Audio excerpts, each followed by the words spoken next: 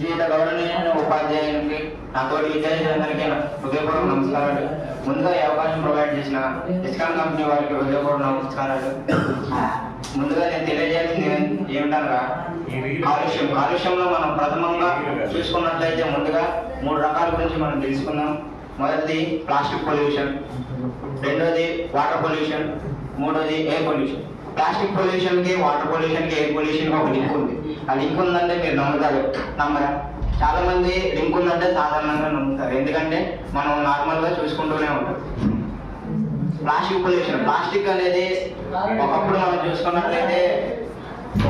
చూసుకున్న దానికంటే ఇప్పుడు అధిక వాడకం ఎక్కువైంది. ఎందుకనగా ప్లాస్టిక్ అనేది మన జీవన మనుగడలో ఒక పార్ట్ అయిపోయింది. మన మానవ శరీరంలో ఒక అవయవంలో ప్లాస్టిక్ ఇప్పుడు పనిచేస్తుంది. ప్లాస్టిక్ లేకుండా ఏ పని జరగట్లేదు.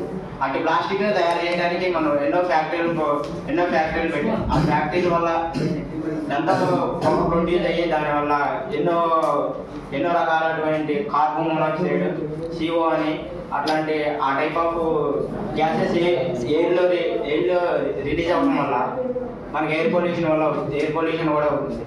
అటు ఎయిర్ పొల్యూషన్ మనం కంట్రోల్ చేయాలంటే ముందుగా మనం చెట్లను నాటడం అలవాటు చేసుకోవాలి. ప్రతి ఒక్కరు చాలా మంది బర్త్డేస్కి అదని ఇదని చాలా వేలుగు గిఫ్ట్స్ పెట్టి బుక్స్ పెట్టి అని చెప్పేసి గిఫ్ట్స్ కొనిస్తూ ఉంటారు. అట్లాంటిది కాకుండా ప్రతి ఒక్కరు వారి బర్త్డేకి ఒక చెట్టును గిఫ్ట్గా ఇచ్చి నాటడం అంటే చాలా మంచి పద్ధతి అని నా అభిప్రాయం. ప్లాస్టిక్ వల్ల జరుగుతుంది, ఎందుకంటే మనం బీచెస్ లో వాడి మొత్తం వాటర్ డబ్బాలన్నింటినీ సముద్రంలో పడేస్తాం. సముద్రంలో నుంచి అవి సముద్రంలో ఉన్న జీవరాశులకి ఎఫెక్ట్ అవుతుంది. సముద్రంలో ఉన్న జీవరాశులు వాటిని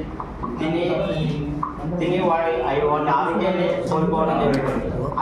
అటు చేపలు కూడా మనం తింటున్నాం, దానివల్ల మనకే ఎఫెక్ట్ అవుతుంది. దయచేసి plastic pollution, water pollution, air pollution control చేయాలని ఉన్నామని